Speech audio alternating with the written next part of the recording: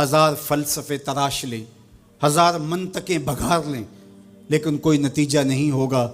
تمہیں نتیجہ تب ہی ملے گا جب حضور کے قلب اطہر کو آرام پہنچاؤ گے، جب امت بن جاؤ گے، جب حضور علیہ السلام سے وابستگی اپنا شعار زندگی بنا لو گے، تو پھر دہر میں اجالا اور روشنی حضور علیہ السلام کے نام کے صدقے سے نصیب ہوگی، اور تقدیر کا قاضی تمہاری سزائیں معاف کر دے گا، اور پھر نتیجہ تمہارے سامنے اس صورت میں نمودار ہوگا کہ تم بحر و بر کے مالک ٹھہرو گے، اور کائنات کے اندر حضور کے ساتھ وفا کے رشتے کے نتیجے کے اندر لوح بھی تمہارے ہاتھ میں ہوگا، قلم بھی تمہارا ہی مقدر ہوگا۔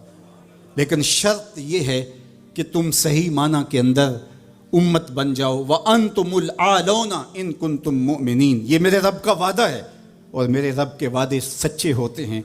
کہا تم ان کے بن کے تو دیکھو، عزت کا تاج میں تمہارے سر پہ رکھوں گا۔ ہم سے غلطی ہوئی کہ ہم ٹکڑوں میں بٹ گئے، ہم گروہوں میں بٹ گئے، اور اس کا نتیجہ کیا ہے؟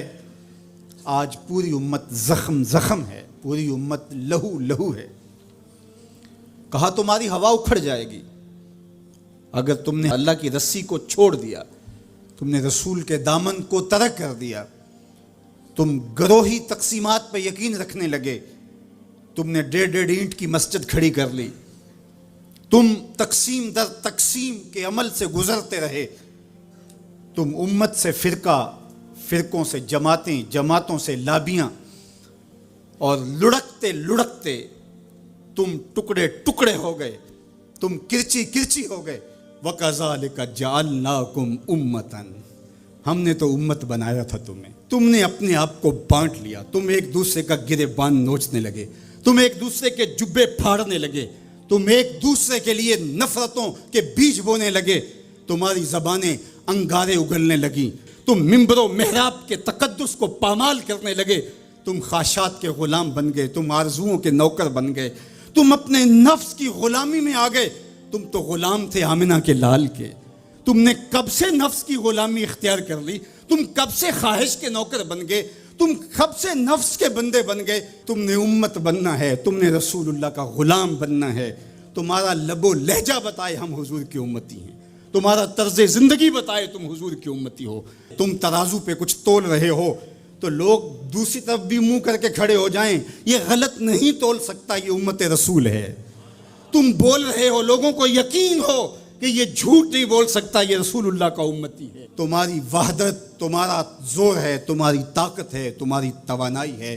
تو فرمایا وَكَذَلِكَ جَعَلْنَاكُمْ أُمَّةً، ہم نے تو امت بنایا تھا تمہیں۔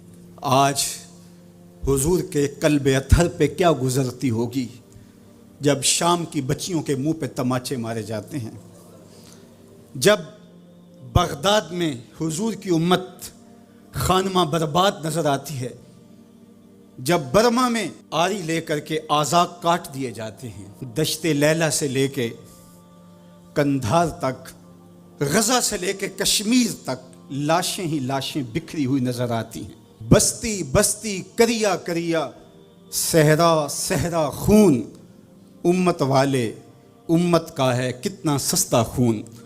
شام، قدس، کشمیر اور برما، کس کس کا احوال کہوں، ہر سو زخمی، ہر سو لاشیں، ہر سو بہتا خون، امت والے امت کا ہے کتنا سستا خون۔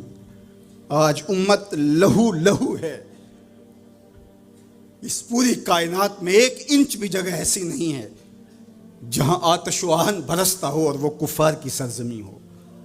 جہاں بھی خون بہتا ہے وہ بستی مسلمانوں کی ہے، جہاں لاشیں گرتے ہیں وہ گھر مسلمانوں کا ہے، جہاں عصمتیں لٹتی ہیں وہ خطہ مسلمانوں کا ہے۔ یہ ہمارے گناہوں کی سزا ہے جو ہم کاٹنے پہ مجبور ہیں، اور جب تک ہم امت نہیں بنتے تب تک رسوائیاں ہمارا مقدر ہوں گی۔ قوت عشق سے جب دہر میں اجالا نہیں ہوتا تو پستیوں کو بلندیوں سے بدلنے کا کرینہ آپ نہیں سیکھ سکتے۔ نام محمد کو تھام کر کے، امت کی وحدت کے تصور کو اجاگر کر کے حضور کا پاکیزہ وجود جو امت کی وحدت کا ضامن ہے، اس سے بے لوث محبت کا رشتہ اور الفت کا ربط جب تک مضبوط نہیں ہوتا، تب تک ہم ان مشکلات سے کبھی بھی نہیں نکل سکتے۔